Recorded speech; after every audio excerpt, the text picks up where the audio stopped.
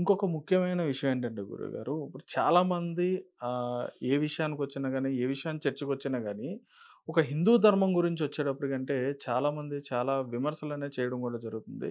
అందులో ఒక విషయాన్నయితే మాత్రం అది నాకు కూడా చాలా అంటే చాలా సందేహంగా కూడా మారింది. దాన్ని మీరే పరిష్కరించాలి గురుగారు.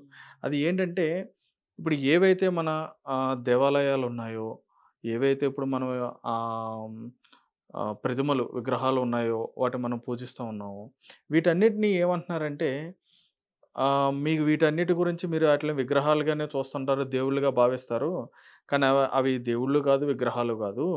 పూర్వం ఉన్న ఏదైతే ఆది మానవులున్నారో వీళ్ళందరూ కూడా ఒక రాయి నుంచి నిప్పు రప్పించి ఏదైతే వాళ్ళు ఒక అద్భుతాన్ని సృష్టించారనుకున్నారో, ఆ భావంలో ఆ రాయి అనేది వాళ్ళకి దేవుడిలాగా మారింది. ఆ కాలక్రమేణా ఇది ఇప్పటికొచ్చేటప్పటికి విగ్రహారాధనగా మారిపోయిందని చెప్పనే విమర్శ కూడా చాలా వరకు వినిపించింది గురుగారు. దీనిపైన ఎటువంటి ఆహ్, ఆలోచన తీసుకోవాలి? మీరన్నది దైవాధీనంలో నుంచి డీప్‌గా వెళ్ళకుండా జస్ట్ మనం ఒక ఫ్రెండ్లీ నేచర్‌గా మాట్లాడతా. ఖచ్చితంగా గురు. ఒక రాయి ఉంది మిత్ర.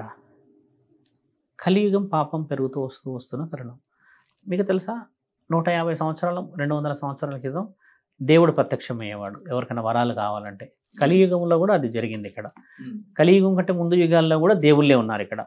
అయితే ఎలా అయితే పాపం పండిందో లైవ్ ఎగ్జాంపులే చెప్తా. గంగిరెద్దులు మీరు ఎక్కువ శాతం ఎక్కడ చూస్తారు మిత్ర? ఎద్దులు ఎక్కడ చూస్తారు? పొలంలో. పొలాల్లోనే చూస్తాం. ఇక మిగతా ఎక్కువ శాతంగా తిరుగుతున్నాయి రోడ్డు మీద. కానీ most of the cases in environment అంటే అగ్రికల్చర్. ఎందుకు అలా ఉన్నాయంటే, మహానీయుడు మహాముఖంటి ఓ రోజు నందీశ్వర భూమండలానికి వెళ్ళి ఒక పూట భోజనం చేయమని చెప్పు మానవులకి, 3 పూటలు గంగా స్నానాలని ఆచరించి దైవాధీనమైన పూజలను చేయమను, పుణ్యాన్ని మూటకడతారు అని చెప్తాడు. భలే భోలేనాథ్, భలే భలే అనుకుంటా ఈయన గారు వస్తారా, కిందికి వస్తారు. వచ్చేసి, మానవులారా, ధర్మ సందేశం అందింది పరమాత్ముడి నుంచి, మీకు ప్రాణదాత నుంచి. 3 పూటల భోజనం, 1 పూట స్నానం చేయండి అని అంటాడు వచ్చి. నా ప్రశ్న మీకు అర్థం కావాలి. తండ్రి ఏం చెప్పిండు? 3 స్నానాలు 1 భోజనం. ఈయన గారు వచ్చేసి 3 భోజనాలు 1 స్నానం అని చెప్పేసి భలే భలే అని కూడా ఎగిరిపోతాడు. మళ్ళీ పైకి వెళ్ళిపోతాడు. నంది వచ్చావా, ఏం చెప్పావు? 3 పూటల భోజనాన్ని చెప్పాను, ఓ పూట వచ్చేసి వాళ్ళకి స్నానాన్ని చెప్పాను. ఏనంది నీకు చెప్పినది వినబడలేదా? బుద్ధి నీకు కొంచెం క్షీణించినట్టుంది. నేను చెప్పింది అది కాదు. ఇప్పుడు నా మాట వాళ్ళు వింటారా? ప్రాణదాతని, ముల్లోకాధిపతిని నేనే సందేశాన్ని వాళ్ళకి అర్థం కాకుండా పంపితే నీవు దాన్ని సతమతం చేసేసావుగా. లేదు లేదు నేను ఇప్పుడే వెళ్తానంటే, వెళ్ళావంటే విలువలు పోతాయి. అలా చేయడానికి అర్హత లేదు. 1 పూట సంపాదించడానికి వాళ్ళు చస్తూ ఉన్నారు అక్కడ, నీవు 3 పూటలు చెప్పొచ్చావు అని బాధపడి తండ్రి అంటాడు. ఇకపై తదాస్తు జరుగుతుంది అని అంటే, అదేంది అలా ఎలా జరుగుతుంది తండ్రి, వాళ్ళకి 1 పూట తినడం కష్టం కదా, మీరే అన్నారు కదా 3 పూటలు అది అని అంటున్నా అంటే, నీ ఉన్నావుగా వాళ్ళకి 3 పూటల భోజనాన్ని ఇయ్యడానికి దున్ను అంటాడు. అలా దున్నడానికి వచ్చినయే ఈ ఎద్దులు మిత్ర. అందుకని పరమాత్ముడు చాలా చక్కగా వివరించి పెట్టాడు. మీరన్న ఆ విషయాన్ని చూస్తే, ఒక మూగజీవికే పరమాత్ముడు ఒక శిక్షని అనుభవించేలా చేసి, నా మాటని నేను వెనక్కి తీసుకోలేను అని చెప్పి 3 పూటల భోజనం ఇస్తున్నాడు, మనం అనుభవిస్తున్నాం, చేస్తున్నాం. ఆ కథలు అవన్నీ శాసన గ్రంథాలు అవన్నీ వేరు. మీరన్నది ఇప్పుడు దేవుడు లేడు అన్న విషయ వివరణ మాట్లాడు. విషయ వివరణను మాట్లాడితే ఒక విషయానికి పోతే లోపటికి, విగ్రహ ఆరాధన అనేది పరమాత్ముడు చేయమని చెప్పలేడు మిత్ర. నన్ను పూజించుమన్నాడు. ఎక్కడ పూజించాలి, ఎవరితో పూజించాలి, ఏ విధంగా పూజించాలి అంటే, మానవ శరీరాన్ని ఎత్తిన వాణిలో నేను ఉన్నాను, మానవుడే దానవుడు, దానవుడే మానవుడు, నర రూపంలో ఉన్న ఈశ్వరుడు నేనే. మీరు నిజముగా ఆకలితో ఉన్నవారిని, నిజముగా ఆపదలో ఉన్నవారిని పూజిస్తే, వారికి పెట్టిన అన్నం, వారికి చేసిన సహాయం నన్ను గుర్తు చేసిన తరుణమే అవుతుంది. ఓ శిల్పిని నేను కావాలన్నా ఎడమకాలు నా మీద పెట్టి కుడి చేతితో కొడుతూ ఉంటాడు ఆ మేకుతో. అంతా నేను ఓపిక పెట్టిన తర్వాత గంటకో 2 గంటలకో లేకపోతే 2 నెలలకు 3 నెలలకు నేను శిల్పాన్ని అయితే మీరు నన్ను పూజించాలి. రాయినే పూజించగలిగితే పరమాత్ముడిని పూజించడం అనేది తెలుసుకోగలడా మానవుడు?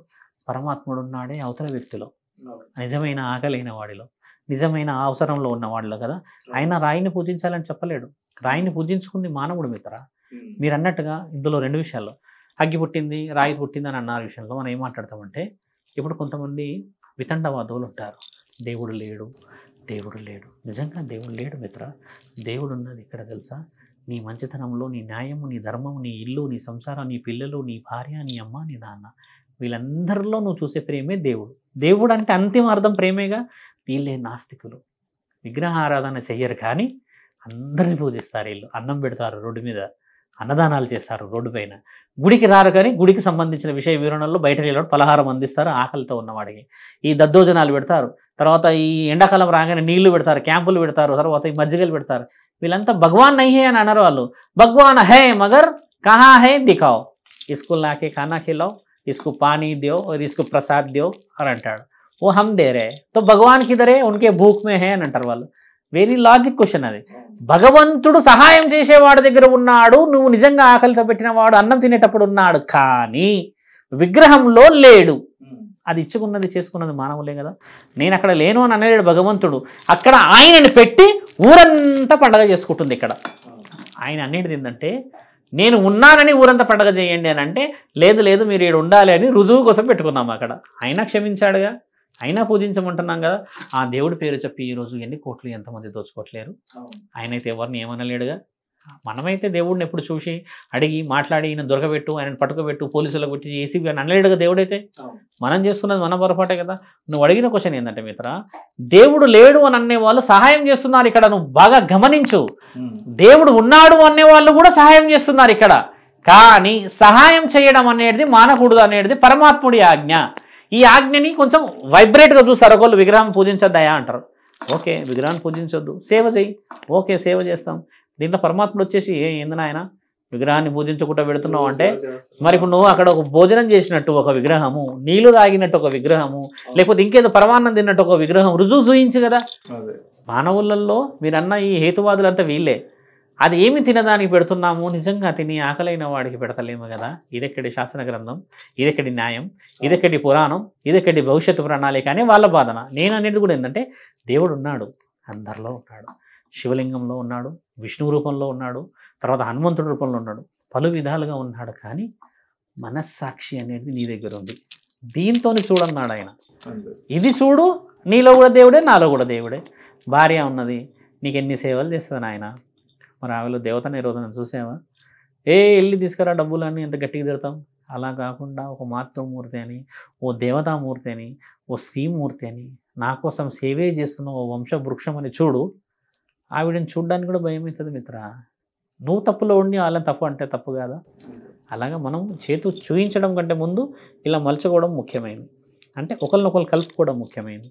మీరు అన్నది మంచి ప్రశ్న, దాన్ని చాలామంది యాక్సెప్ట్ చేయాలి.